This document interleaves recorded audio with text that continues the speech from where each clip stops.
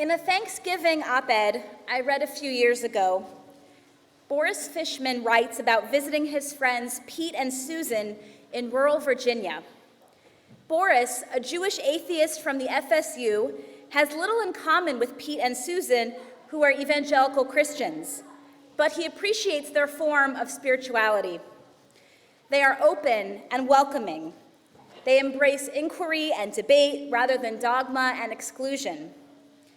Despite their differences, Boris has always felt comfortable in Pete and Susan's home, and when he visits on a Sunday, he enjoys joining their family at their church. But he writes, during a recent visit, he could tell at once that something was wrong. Pete was cleaning frantically, and Susan seemed tired and not her normal self. Finally, she shared that the night before, they had received upsetting news about one of their children. She said nothing more. Boris comes from a family with few boundaries, and his first impulse was to press for details.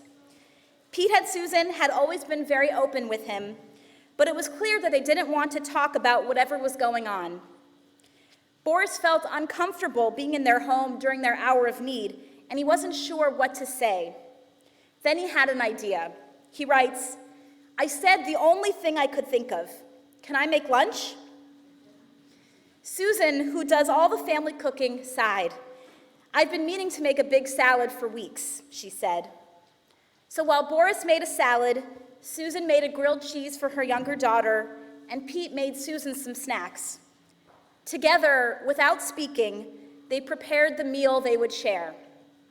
The three of us entered the most beautiful silence, composed, rhythmic, and filled with a kind of grace, perhaps because Susan was grateful to have food made for her, and I grateful to be something other than a nuisance. Reflecting on this experience, Fishman writes that it felt like a sacred duty to make a salad for his friends just then. Where just minutes before I'd felt only awkwardness, now I felt something approaching elation. If I were a believer, I would have said God was there. When the salad was ready, Susan embraced me, and what was an opportunity for an unforeseen boundary turned into a moment of greater intimacy than before. After another week of horrific mass shootings and 2 bombings in Israel, we are grieving yet again. It's been a week of loss in our nation for the LGBTQ community, Colorado, Virginia, Idaho, for college students, and for the Jewish people as well. Last week's Parsha, Chayei Sarah, begins and concludes with loss. First Sarah and then Abraham die. And with the passing of their generation, we read this week about Abraham's son and daughter-in-law, Isaac and Rebekah, and their sons, Jacob and Esau. The 2 sons are very different. Esau is the hunter, an outdoorsy type and a creature of appetite, while Jacob is a shepherd and domesticated tent dweller, shrewd by nature with big dreams. One day, Esau comes in from the field feeling famished and hangry, a combination of hunger and anger, not a good combination, hangry. He comes across Jacob cooking a lentil stew and immediately demands some. Jacob takes advantage of his brother's hunger to strike a favorable bargain. Esau, it seems, is willing to give up his birthright, owed to him as the older son, in exchange for a bowl of stew. There's much we could say about this story and what it reveals about the differences that divide these brothers. But the Midrash ponders a seemingly insignificant detail of the story. For our sages believed that every detail of the Torah has something to teach us.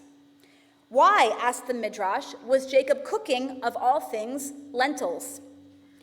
In answering this question, our sages offer several pieces of wisdom that I believe can speak to us this week, especially as we are grieving and sitting Shiva in our hearts for our lost American and Israeli brethren. According to the Talmud, Jacob was cooking lentils to provide the customary first meal of Shiva for the immediate mourners. We're to imagine that Isaac, Rebekah, Jacob, and Esau have just buried Abraham and are now sitting Shiva for him. Jacob is preparing a first meal to comfort his family in their grief.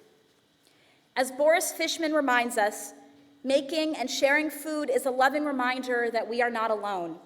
It's helpful and practical, a concrete expression of comfort and warmth.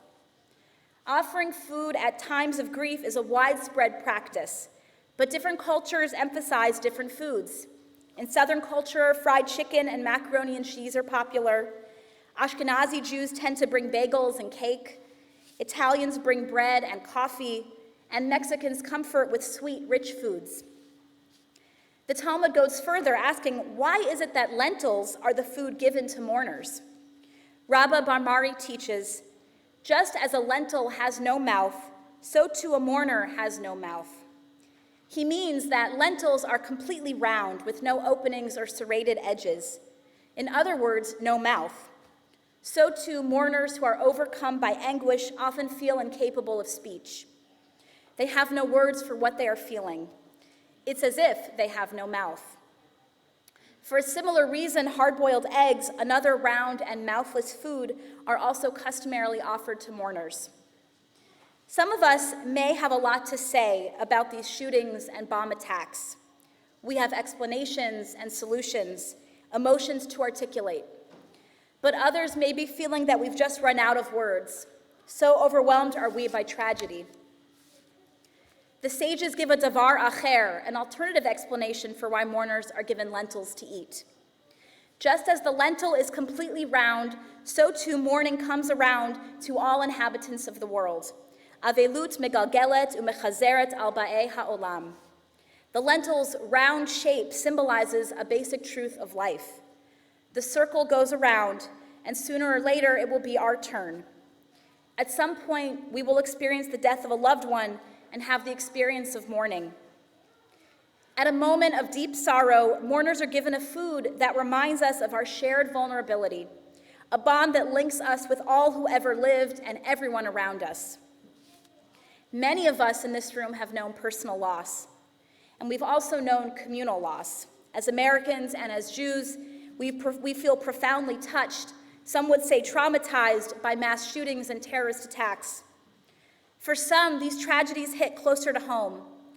There may have been mass shootings in our hometown, or we know someone who has been injured or killed in a shooting.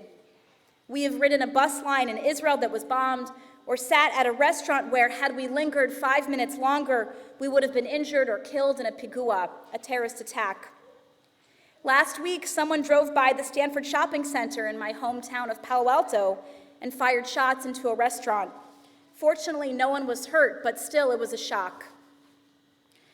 We've just celebrated Thanksgiving, a holiday which centers on food. But it's not just about food, it's about sharing food with family and friends. And that may be the best medicine for the sorrow and shock that we know. Boris Fishman writes, "The power of food, of cooking together, is its ability to briefly blot out almost any pain.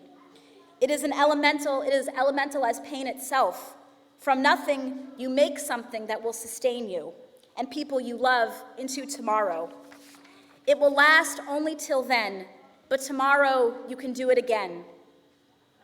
Writing of his friends Pete and Susan, he says, "One of the things I love about the family's church is that it encourages you to experience God on your own terms. Food, then, is my faith. The experience of making it, serving it, and eating it can be sacred. There aren't many things in this world immune from ill will. For me, a well-covered table, as we say it in Russian, is one of them." What do I take away from Boris Fishman's story and from this week's Parsha? The story of Jacob and Esau is about differences that breed hostility. It shows us food demanded and food provided in a transactional exchange, an act defined by selfishness, greed, and manipulation.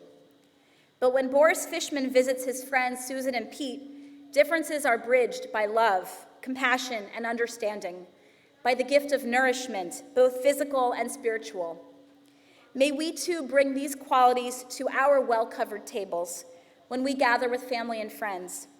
May we help one another to heal and find the strength to face tomorrow. Amen.